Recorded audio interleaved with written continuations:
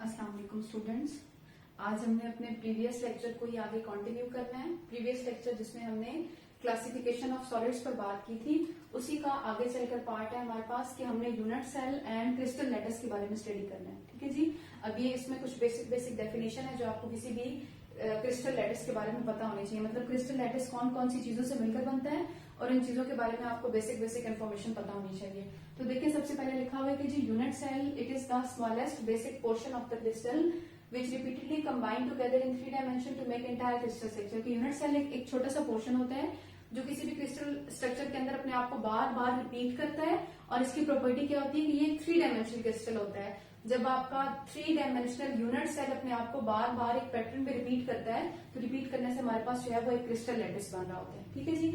अगर हम इस यूनिट सेल को ड्रॉ करना चाहें तो बेसिक जो यूनिट सेल को ड्रॉ करते हैं वो हम यूं ड्रॉ करते हैं पेपर पर।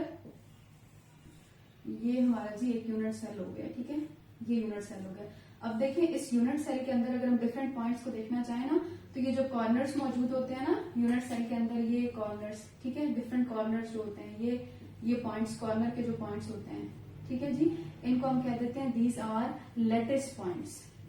ठीक है, यूनिट सेल के कॉर्नर के जो पॉइंट्स होते हैं these are called lattice points. ठीक है, और आप किसी भी यूनिट सेल के डिफरेंट लेटिस पॉइंट्स को, ये जो आप एक इमेजिनरी लाइन के थ्रू ड्रॉ कर रहे होते हैं, इमेजिनरी लाइन के थ्रू कंबाइन कर रहे होते हैं, मिला रहे होते हैं, इसे हम कहते हैं लेटिस साइड्स। ठीक है जी। और ये जो डिफरेंट लेटिस साइड्स हैं ये कंबाइन होती हैं तो ये हमारे पास एक यूनिट सेल बनाती हैं। ये जो कंबाइन मैंने आपके सामने बनाया है this is a unit cell. ठीक है, और जब ये डिफरेंट यूनिट सेल आपस में कंबाइन होते हैं, when different unit cells combine they will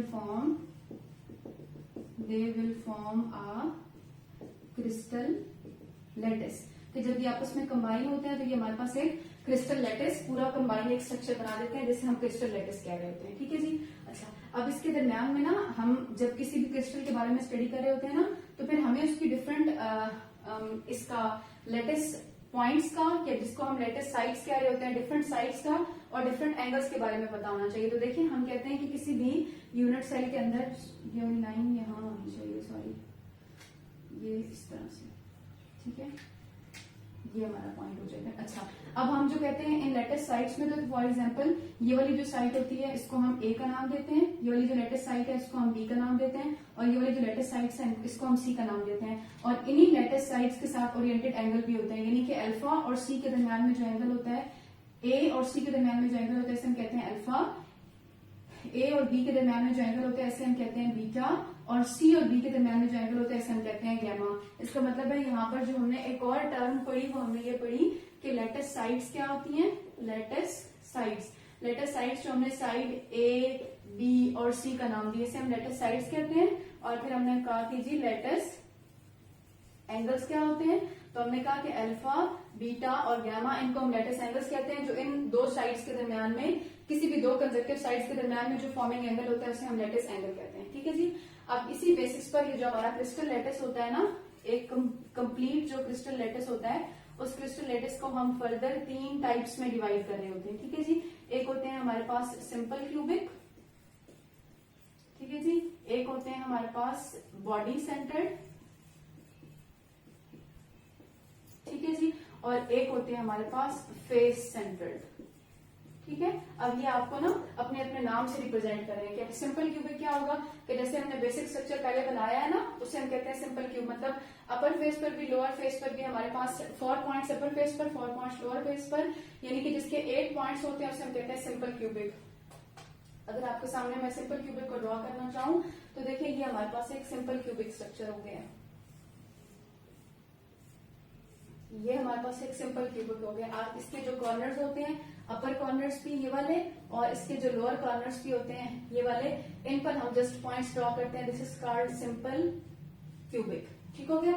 next है हमारे पास बॉडी सेंटर्ड। तो बॉडी सेंटर्ड क्या होता है कि जी आप पूरा एक क्रिस्टल लेटिस बनाते हैं और क्रिस्टल लेटिस की बॉडी के सेंटर के अंदर आप पॉइंट ड्रॉ करते हैं, that is called body centred. यानी कि ये तो हो गए कॉर्नर्स वाले पॉइंट जैसे हमने पहले ड्रॉ किए हुए थे। ठीक है, और इस पूरे क्रिस्टल लेटिस की बॉडी के सेंटर में आपने ये जो पॉइंट ड्रॉ किया ना, इसे हम कहते हैं that is body centred crystal lettuce structure. ठीक है जी। और नंबर 3 पे हमारे पास है फेस सेंटर्ड। तो हम कहते हैं ना कि जी क्रिस्टल के टोटल 6 फेसेस होते हैं, ठीक है, 4 हमें नजर आ रहे होते हैं और 2 उनके बैक वाली साइड के जो फेसेस होते हैं। तो मतलब हर फेस के ऊपर जब आप 6 डिफरेंट पॉइंट्स ड्रॉ कर लेते हैं तो उसे हम कहते हैं दैट इज फेस सेंटर्ड। तो अगर हम फेस सेंटर्ड बनाएं तो देखिए ये हमारे पास एक क्यूब है, ये यूं करके हमारे पास एक क्यूब है। पहले हम इसके कॉर्नर्स पर बात कर लेते हैं। तो ये देखिए जैसे हमने सिंपल क्यूबिक में पॉइंट्स ड्रॉ किए थे तो ये हमने कॉर्नर्स पर ड्रॉ कर लिए। अब देखिए आपने फेस सेंटर करना है, यानी कि ये जो एक फेस नजर आ रहा है एक पॉइंट इसका ये इस तरह से, और इसके बैक साइड वाला फेस भी होगा ना तो हमने दूसरा पॉइंट यहाँ ड्रॉ कर लिया। इस तरह नीचे देखें तो एक फेस आपको नजर आ रहा है एक पॉइंट इधर और इसका बैक साइड एक इधर। इस तरह ये इस तरह से हमारा एक फेस इधर और एक जो है वो पॉइंट हम इस जगह पर ड्रॉ कर लेंगे। जैसे हमने पिछले पार्ट में किया ना कि बॉडी सेंटर्ड है तो हम उसकी बॉडी के बिल्कुल सेंटर में पॉइंट ड्रॉ करेंगे। इस तरह से यहाँ पर हमारे पास एक क्यूब के टोटल 6 डिफरेंट फेसेस होते हैं।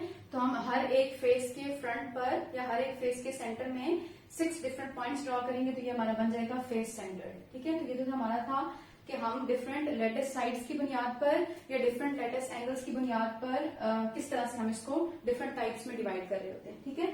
अब नेक्स्ट वो हमारे पास आपकी बुक का पेज नंबर 1111 है जहां पर वो आपको बता रहा है कि जी फिगर नंबर 7.6 में कि हम डिफरेंट लेटेस्ट साइड्स और लेटेस्ट एंगल की बुनियाद पर क्रिस्टल लेटेस्ट को 7 डिफरेंट शेप्स में डिवाइड करते हैं।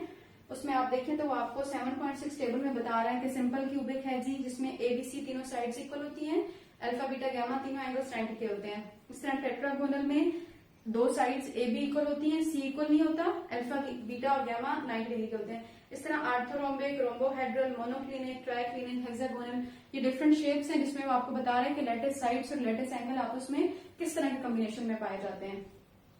आप लोगों में से जो भी केमिस्ट्री के स्टूडेंट्स हैं वो केमिस्ट्री में हम जब क्लासिफिकेशन ऑफ सॉलिड्स पढ़ते हैं तो हम प्रॉपर इन स्ट्रक्चर्स को ड्रॉ करना सीखते हैं कि कौन सी शेप है हम इसे ड्रॉ कैसे कर देंगे और हम अल्फा बीटा गामा एंगल्स को और एबीसी साइड्स को कैसे अलग अलग से हम रिप्रेजेंट करेंगे। अगर आप लोग चाहते हैं कि मैं ये आपको एक्सप्लेन करूं तो आप मुझे कमेंट सेक्शन में बताइएगा, मैं इसका एक अलग इंडिविजुअल लेक्चर बनाकर बताऊंगी कि हम किस ट्रिक के जरिए इनको याद कर सकते हैं और किस तरह से हम इनको ड्रॉ कर सकते हैं, ठीक है। नेक्स्ट जो है वो हमारे पास लास्ट जो इस टॉपिक में है वो हमें एप्लीकेशन बता रहा है कि हमने पहले भी क्रिस्टलाइन एमॉर्फस और पॉलीक्रिस्टलाइन सॉलिड्स की एप्लीकेशन पढ़ी है। आपको बुक में वो इसके कुछ यूजेस लिख रहा है कि आप कहाँ कहाँ पर इनको यूज करते हैं। तो ये आप अपनी बुक से इसको डिस्कस रीड कर लीजिएगा और रीड करके फिर ये जो टाइप्स हैं इनको आप एक दफा रिकॉल करके देख लीजिएगा कि अल्फा बीटा गामा में एंगल्स कौन से होते हैं और इन तमाम लेटेस्ट साइड्स और लेटेस्ट एंगल के बारे में कि इनके दरमियान में किस किस्म का रिलेशनशिप होता है, कहां पर इक्वल होते हैं और कहां पर इक्वल नहीं होते। ये था हमारा आज का लेक्चर जो कि यूनिट सेल और क्रिस्टल लेटेस्ट से रिलेटेड था।